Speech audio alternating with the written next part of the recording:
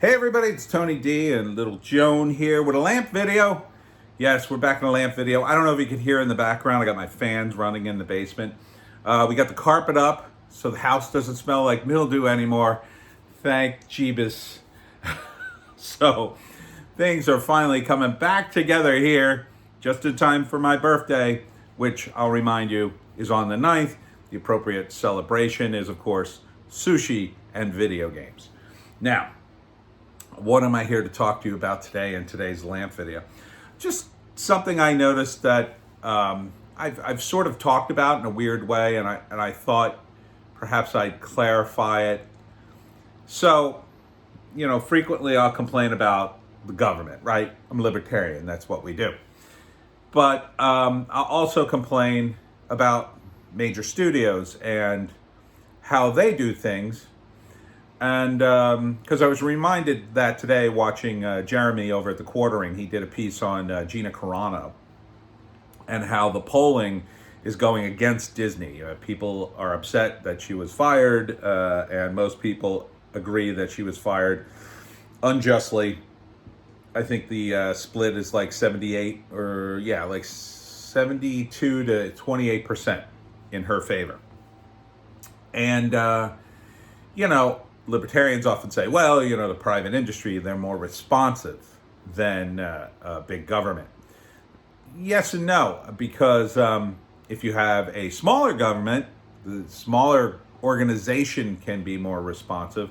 And if you have a big private entity like Disney, which is massive, they can be very slow in responding. And it goes back to, excuse me, what we talked about in terms of decentralization, right?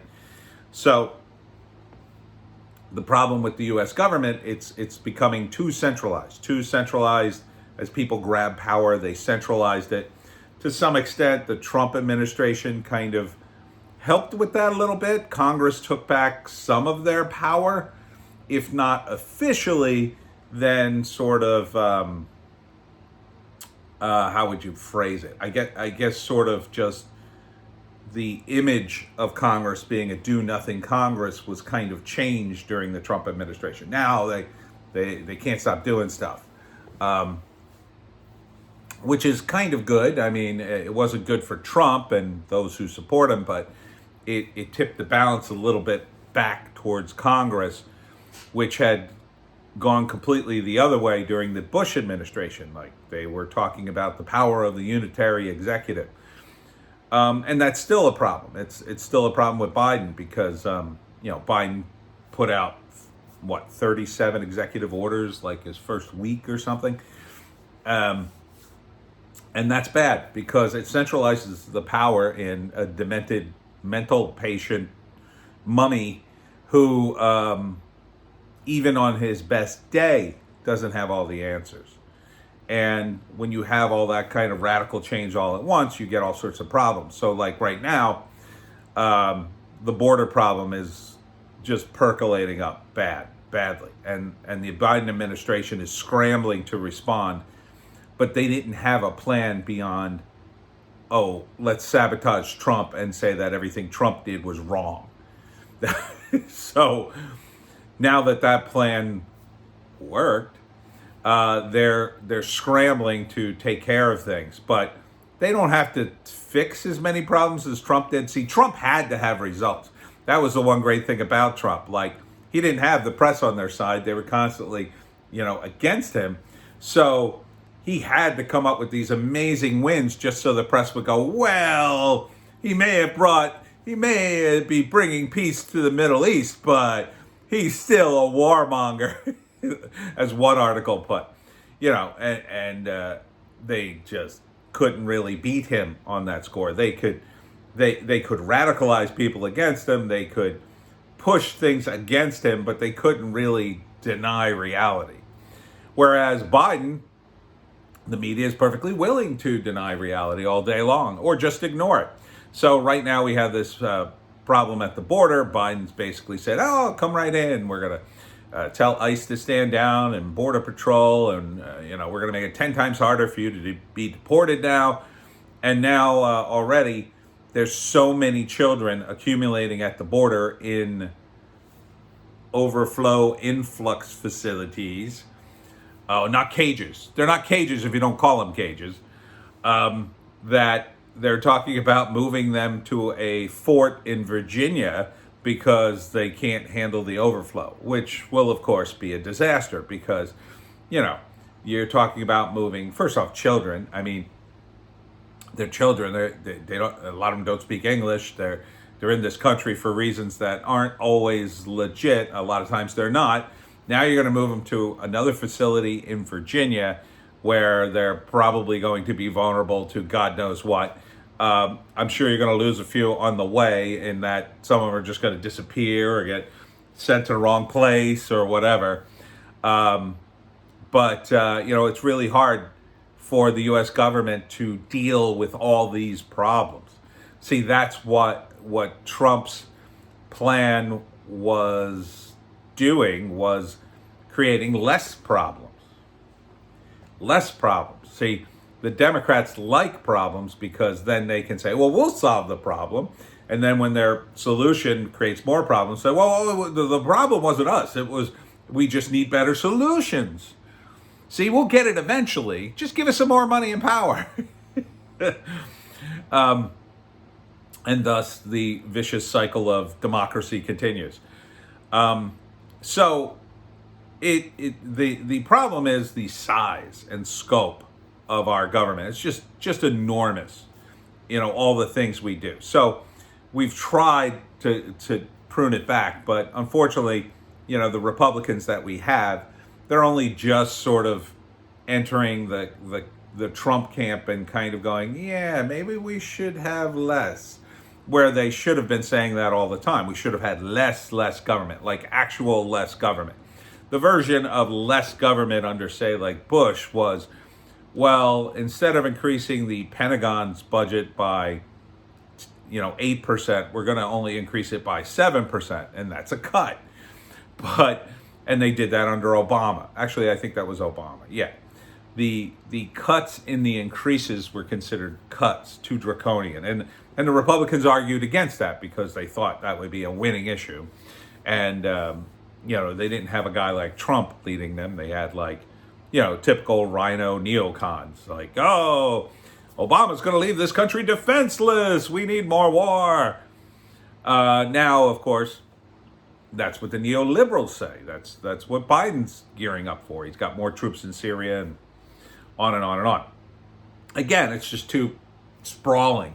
We're all over the world. We're doing all these things. We've got programs, so many programs you can't even keep track of them all. The Pentagon is so massive they they claim they can't even audit the Pentagon. Like, they can't do it. They've been ordered to do it. They've tried to do it. And supposedly, we just can't do it.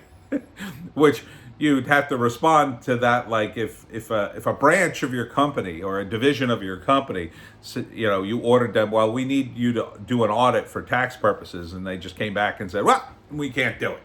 You'd fire some people. That just doesn't happen in government, and that's the problem. That's what I really loved about Trump. I loved that he fired people all the time. He's constantly getting new people in. It was great. And it shows you how many people in Washington were just incompetent boobs or backstabbers who would just, leak to the press.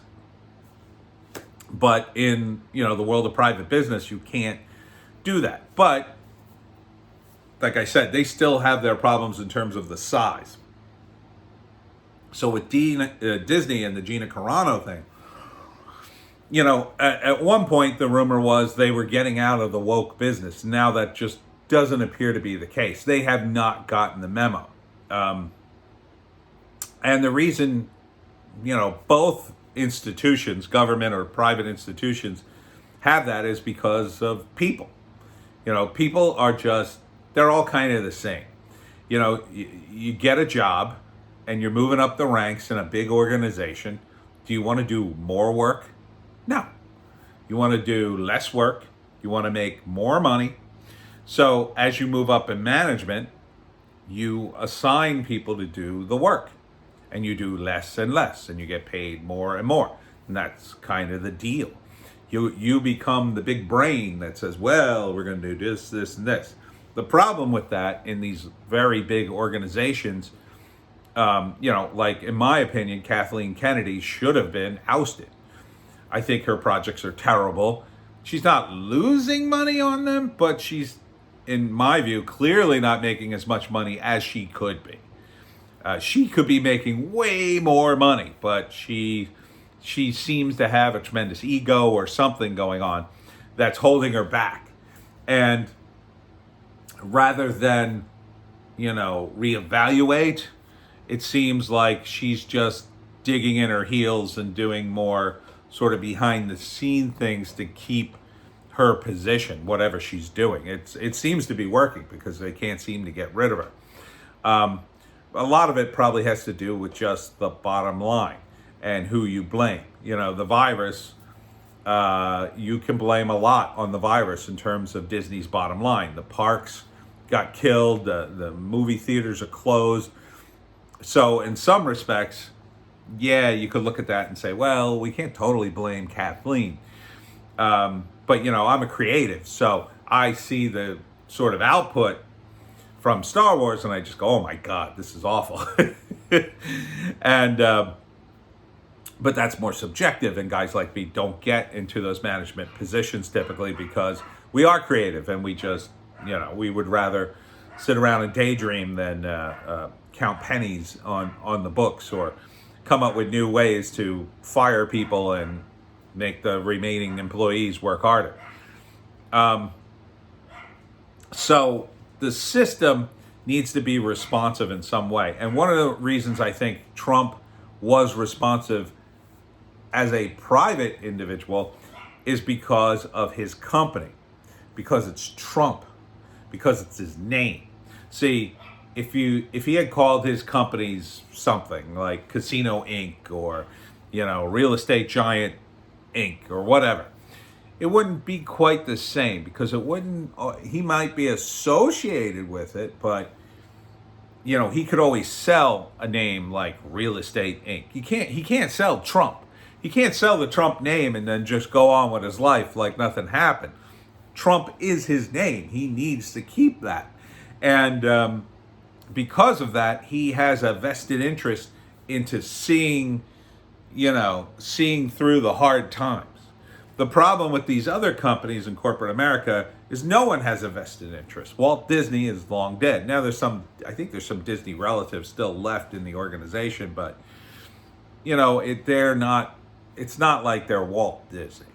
Walt Disney had vision and had a clear, stake in making sure Disney had a squeaky clean name. And he worked very hard to do that, just like Trump works very hard on his name. So even when things go bad, like if things go bad at, International Conglomerate Inc., you could always sell the business or just change the name to Worldwide Enterprises Incorporated. Voila, your problem's like, that was International Conglomerate. No, we're Worldwide Enterprises. We're a whole new management team, even though you may even have the same people and you just move them around. Or you just put in a CEO figurehead and still control it. But Trump can't do that. So, once Trump does that, it looks horrific, right? Can you imagine being Donald Trump and not owning the Trump name, not owning Trump Tower? Somebody else owns Trump Tower. They would probably change the name. They could. It's their tower. They could change the name to whatever their name is. Or they could do a worse job. Or they could turn the place into, I don't know, some sort of low-income housing, and the whole place could start falling apart. And then how would that look with Trump trying to do business elsewhere? It would look very, very bad. So I've always said that a key component in the private sector with government, it's about decentralizing things. And we have to do that as the people who vote and run the government. But on the private side, I think the problem is corporations. Like once you incorporate something under a name, it's like nobody's responsible for it anymore. It's like, oh, the company's going out of business. All right, sell everything. We're bankrupt. Bye, everybody. I'm taking my money. We'll start a new business. and there's nobody with a vested interest in saving everything. That's what made the GameStop thing so incredible, right? You just had all these random strangers like, oh, we love the stock, we love the stock, and they raised it up, but nobody actually seemed to care within the company to save it. They were all like, well, we're going out of business pretty soon, our model is old, and they're shorting our stock, the writing's on the wall, so grab what you can in the store and get the hell out of here. But if somebody was forced to have their name associated with it, so if it was like, I don't know, Dave's GameStop or something, and he was actually there, like he was actually the CEO, or if there were no corporations, but there were CEOs or owners, they would have a vested interest in not letting the company go, because the corporation just seems to give everybody an excuse to say, oh, it's not my problem. And that's, to me, a symptom of this like big government, big private industry problem. If it was more personalized and smaller, it would work more efficiently. Whew, that took a while to get to that point.